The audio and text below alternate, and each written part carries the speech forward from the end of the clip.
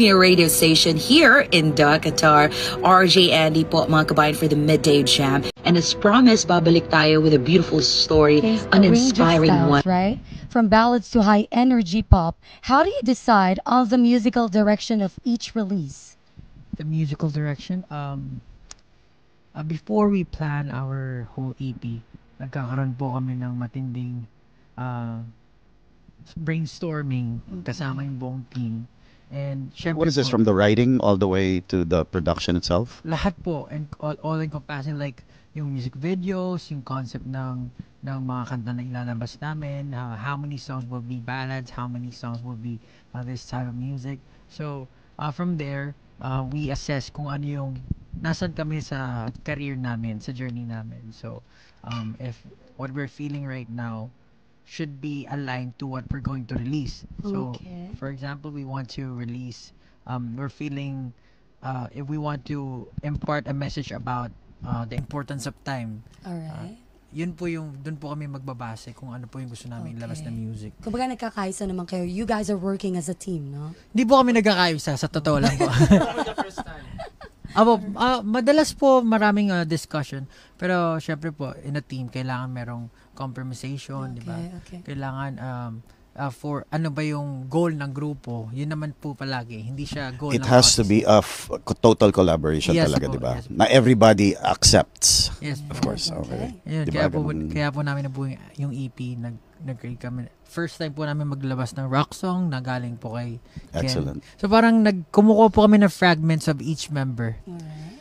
Kasi po mahirap po yung grupo na parang magde-decide kami, kailangan mag-a-agree lahat. So ganito lang gawin natin. O ikaw, pili ka ng isa, gagawin natin yan. Pili ka ng isa, gagawin natin yan. So that parang everyone is happy or parang gets to experience each member's thoughts and feelings po. Ganun po siya. Excellent. So at least everybody has a say kahit papano. So that's good. That's good. All right, guys. Another question here. This one's for Stel naman. So Stel, first of all, guys, I gotta say congratulations. You guys have done so much for the Philippines, ha? Hindi lang para sa inyo, kundi para sa buong bansa natin for representing, di ba? Congratulations, guys. And with that, you've made history as the first Southeast Asian act to chart sa Billboard, di ba? Billboard Social 50 and Next Big Sound. And ang dami pa nito. You've got a lot under your belt, pare. How does it feel to represent the Filipino? Lalo na yung music natin, pare, on stage. Grabe. Di ba? So, yung pinakamabigat na tanong. Actually po, every time we receive an achievement, talagang, syempre we feel happy, honored, and super proud po. Hindi lang sa aming lima, but of course, sa team po namin. Kasi hindi naman po namin magagawa lahat ng to without the support with them na kasama namin everywhere kami pumunta. And, syempre hindi po mawawala yung fans na nandyan. Parang lahat po ng achievement kasi na to, hindi siya mangyayari. Di ba po may kasabihan tayo, hindi naman po andar ang barko kung walang nagpapatakbo nito. Mismo. So parang, Captain! Okay. hindi po kasi di ba kung kaming lima lang po, hindi po siya uusad eh. Pero kung wala yung mga taong naniniwala, sumusuporta po sa amin, hindi kami magkakaroon ng fire to do the things that we wanna do pa. Iba talaga pakiramdam rin if they sing it back to you, no? Opo, parang kahit po yung mga Diba? ibang lahi din, na parang they love our language, even our culture, they try to understand us. Malaking bagay po yun kasi hindi lang naman po to about music eh. This is something we wanna share not only to our fans but also outside the Philippines na hindi lang music yung gusto nilang marinig from us, even our story. Now, openly kami i-share. Kaya I think people can really connect to us and they really understand what we wanna say through our music. And I think we are not only representing Filipino music, also our culture and yung paniniwala namin na I think it's time that Filipinos really deserve the spotlight kasi we can really propel in every aspect kasi we're very talented and marami tayong alam gawin. At alam natin na kahit sa parte ng bansa, there's a lot of Filipino po talaga. Yes, and we've had already a lot of examples that you guys already know, syempre, in our history, di ba, na who have been world-renowned. Yes. And just like yourselves, congratulations na rin. Thank you. Galing. Thank you. All right, I think Millie has another question here for you. Yes, let's talk about the word simulat wakas, and I wanted Josh to answer this one, because it means end and beginning, right? What story are you telling to this concert series? Bakit siya simulat wakas? Mahaba po ito eh. Meron pa ba tayo ano? Pero to Okay make it very parang short lang, siguro yung buong it started syempre with the idea of Pablo po with the trilogy. So from before po ano kasi siya nag-start po kami sa pagsibol. Okay. So germination and then pagtatag po. Yung pagsibol is ano nga bang ano natin doon? Question mark.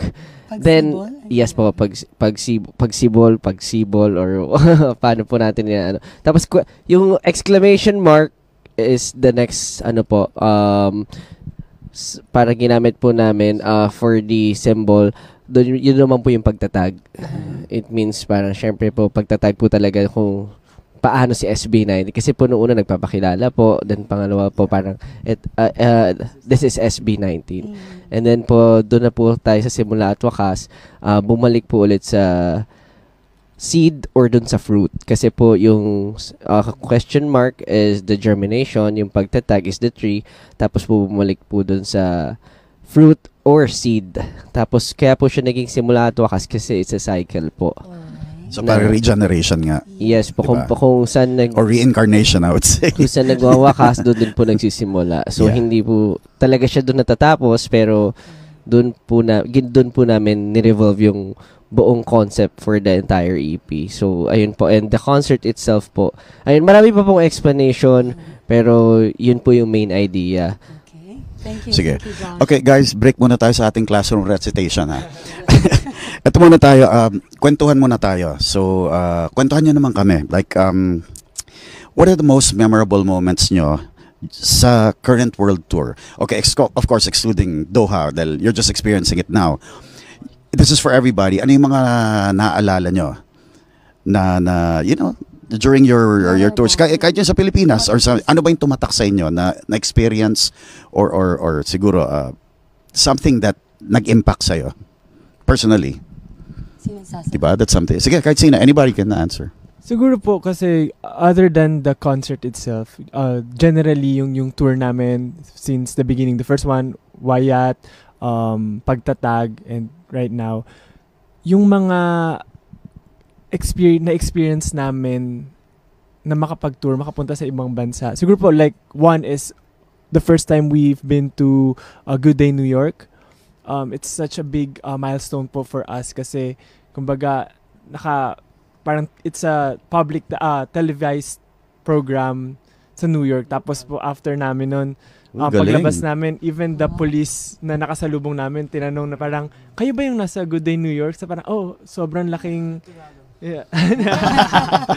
Yun na nakakagulat. So parang ang laki ng nararating nung simpleng part, parang part lang siya nung tour namin, pero ang daming nangyayari. And also seeing good culture, yung environment, yung scenery ng ibang bansa, mas nakakadagdag siya ng inspiration na kaya natin tong parang ganito pala dito sa ibang bansa. It's sobrang ganda, and we know na parang soon sa Pilipinas, maging ganito rin siya, pupuntahan din siya ng maraming tao. Parang ganun po, nai-inspire kami seeing those things. So, ayun po, generally, yun, ibang yung view, yung experience namin other than the concert itself.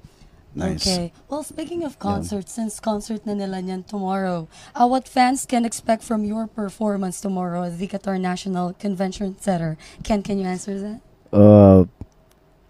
I think sa lahat po ng performance namin napanood na ng mga fans. And this time, kasi kung ano yung perform namin sa Philippines, yun lang din po yung dinala namin sa dinala namin sa iba't ibang parte ng ng mundo.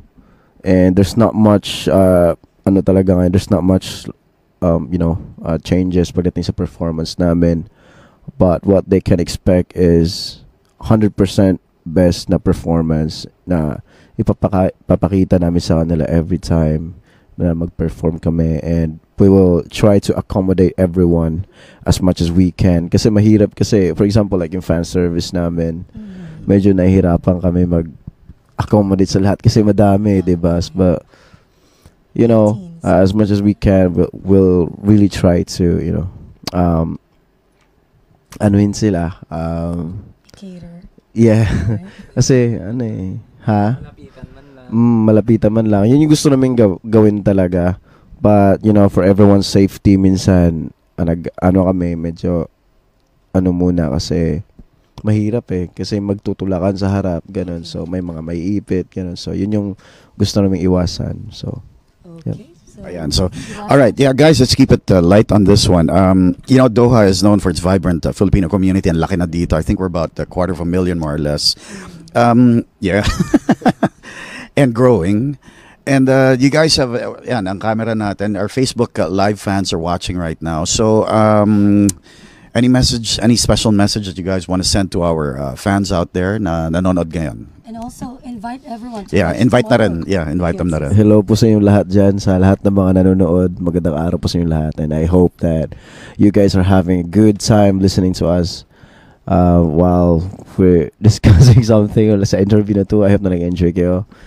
And, you know, sa mga pupunta po sa concert namin dito sa Qatar National Convention Center, magkita-kita po tayong lahat and mag-enjoy po kayong lahat. That's tomorrow. Yeah, tomorrow 8 p.m.